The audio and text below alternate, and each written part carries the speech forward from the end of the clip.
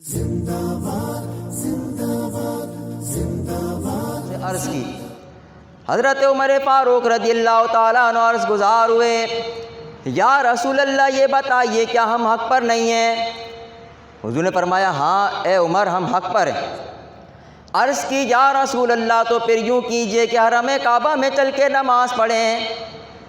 اس وقت صحابہ کرام فرماتے ہیں کہ ہم نے ایک زوردار نعرہ بلند کیا جس کی آواز پوری وادی میں پھیل گئی۔ فرماتے ہم ایک جلوس کی صورت میں نکلے، ایک جانب حضرت علی المرتضیٰ تھے، ایک جانب حضرت فاروق اعظم تھے۔ کسی صحابی نے اپنا امامہ کھولا، وہ سیاہ رنگ کا امامہ تھا اور اس کا علم بنایا، اور ایک لشکر اور جلوس کی صورت میں یہ لوگ حضرت ارقم بن ارقم کے مکان سے نکلے اور حرم کعبہ میں داخل ہوئے۔ ادھر مکہ والے اس خیال میں بیٹھے ہوئے ہیں ابھی عمر فاروق آئیں گے اور نبی پاک علیہ الصلوۃ والسلام کی قتل کی خبر دیں گے۔ اب یہاں تو سارا منظر ہی بدلا ہوا تھا، وہ اس انتظار میں تھے کہ ابھی خوشخبری آئے گی معاذ اللہ۔ ادھر دیکھا کہ حضرت عمر فاروق تو خود رسول اللہ کے ساتھ ہو گئے، چنانچہ وہ فاروق اعظم سے ڈر گئے اور ایک ایک کر کے منہ چھپا کے ادھر ادھر ہو گئے۔ یہ ہے حضرت عمر فاروق رضی اللہ تعالیٰ عنہ۔ حضرت عمر فاروق رضی اللہ تعالیٰ عنہ، آپ کا لقب ہے فاروق۔ آپ کو یہ لقب کس طرح ملا؟ مورخین نے لکھا کہ مدینہ میں ایک منافق تھا بشر نامی، اس کا تنازع ہو گیا یہودی سے اور ان دونوں میں جھگڑا ہو گیا۔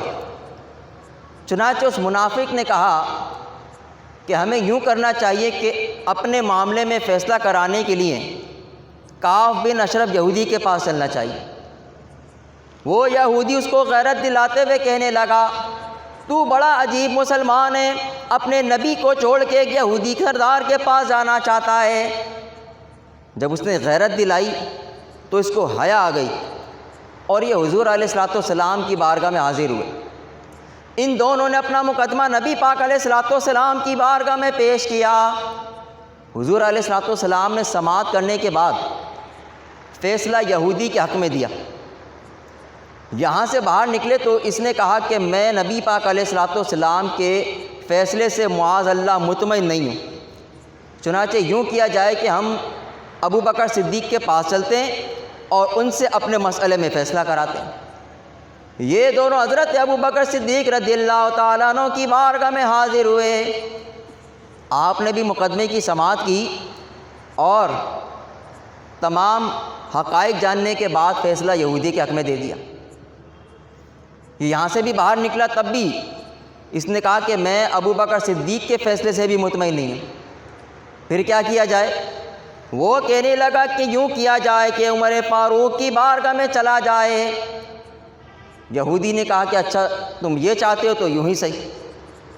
چنانچہ یہ دونوں یہاں سے نکلے اور حضرت عمر فاروق رضی اللہ تعالیٰ عنہ کے مکان پر تشریف لے آئے اور آ کر مکان کے دروازے پر دستک دی۔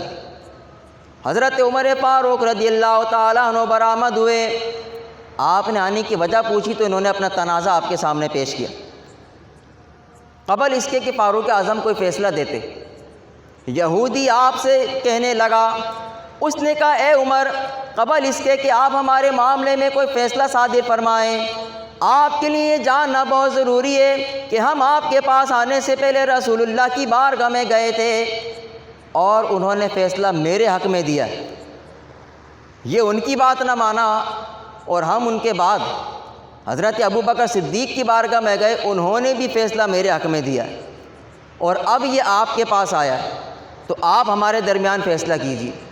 حضرت عمر فاروق رضی اللہ تعالیٰ عنہ فرماتے ہیں آپ نے فرمایا تم لوگ یہیں ٹھہرو، میں ابھی آتا ہوں۔ آپ اپنے مکان کے اندر داخل ہوئے اور آپ نے اپنی تلوار نکالی، اس منافق کے سر کو تن سے جدا کر دیا۔ اس کے ناپاک سر کو آپ نے کاٹ کر اس کو قتل کر دیا اور فرمایا کہ جو رسول اللہ کا حکم نہ مانے، فیصلہ نہ مانے، اس کے لیے عمر کا یہی فیصلہ۔ دوسرے دن خبر پھیل گئی کہ عمر نے ایک مسلمان کو قتل کر دیا۔ اس منافق کے قبیلے کے لوگ نبی پاک علیہ الصلوۃ والسلام کی بارگاہ میں حاضر ہوئے اور انہوں نے قصاص طلب کیا کہ عمر فاروق سے ہمارے مقتول کا قصاص دلایا جائے۔ نبی پاک علیہ الصلوۃ والسلام نے فرمایا کہ یہ نہیں ہو سکتا کہ عمر کسی مسلمان کو ناحق قتل کر دے۔ چنانچہ حضرت عمر فاروق رضی اللہ تعالیٰ عنہ کو طلب کیا گیا۔ نبی پاک علیہ الصلوۃ والسلام نے سوال کیا، اے عمر کیا بات ہے، تم نے اس قبیلے کے فرد کو کیوں قتل کر دیا؟ حضرت عمر فاروق نے فرمایا، عرض کی یا رسول اللہ، وہ منافق تھا، اس نے آپ کے فیصلے کو انکار کیا تھا۔ یا رسول اللہ، جو آپ کے فیصلے کو نہ مانے اس کے لیے عمر کا یہی فیصلہ ہوا کرتا ہے۔ تو یا رسول اللہ، اس نے آپ کے فیصلے سے انکار کیا تھا، لہٰذا میں نے اس کی گردن مار کر اس کے لیے فیصلہ صادر کر دیا کہ جو رسول اللہ کا حکم نہ مانے اس کے لیے عمر کا یہی فیصلہ ہوا کرتا۔